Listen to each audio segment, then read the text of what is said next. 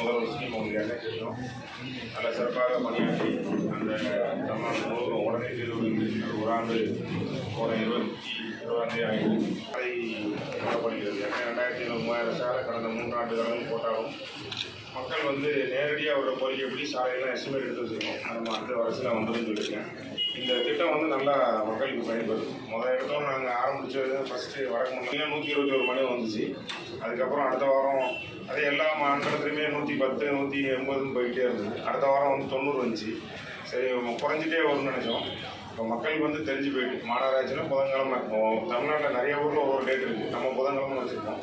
கரெக்டாக வந்துடுறாங்க. எந்த மண்டலம்னாலும் சரி. அது ஆய்வுக்கு நானும் அனைவரும் போவோம். போகிற நேரத்தில் பார்த்தீங்கன்னா 50 குறையாமல் வந்து கொண்டிருக்கு. வர்ற மனுவெல்லாம் தீர்வு அதை ரெவன்யூ சம்பந்தமாக உடனே முடிச்சிடும். சாலையை மட்டும் எடுத்து வச்சுருக்கோம். இப்போ ஃபர்தர் டெவலப் பண்ண உங்களுக்கு நல்லா தெரியும். நிகழ்ச்சியில் கலந்து கொண்டு இருக்கோம். அவர்களே, துணையாளர் அவர்களே மற்றும் துணை மேயர் அவர்களே, மண்டல தலைவர் அவர்களே, அனைத்து அதாவது மண்டலத்துக்கு நம்ம 15 மாவட்ட பத்திரிகையாளர் நண்பர்களே, பொதுமக்களே வணக்கம். ஏற்கனவே இப்போ என்ன பெரிய சவால்னால் ஒரு கட்டமாக போயாச்சு. சாலையை போட்டாச்சு. குடிநீர் டெய்லி இருக்குது. ஒரு சில டைமில் தான் ஒரு நாள் விட்டு ஒரு நாளும். அது நம்ம நார்த் சவுண்டில் 5 வார்டில் 24 நம்பர் ரோட்டில் வேலை நடந்துகிட்டு இருக்குது. அது கிட்டத்தட்ட ஒரு 3 மாதத்தில் படிப்படியாக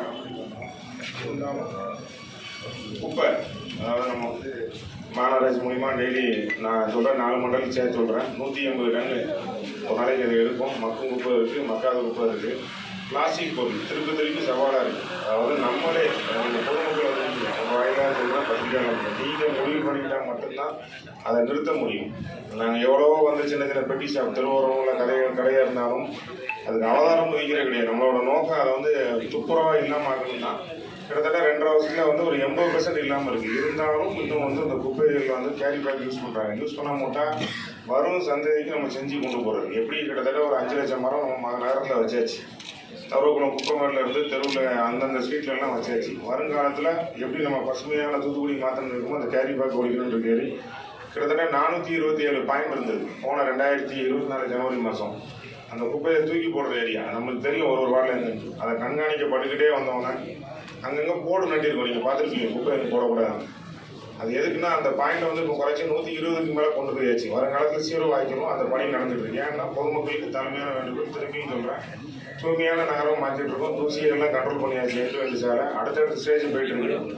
ஏற்கனவே சொன்ன மாதிரி பார்க்கில் எங்கெங்கே தேவைப்படுதோ பார்க் அமைச்சு கொடுக்கும். பொதுமக்களுக்கு ஒத்துழைப்பு கொடுத்து நம்ம ஒத்துழைப்பு கொடுத்து அனைவரும் கண்டு இந்த இப்போ வரிசையை வாங்கணும்.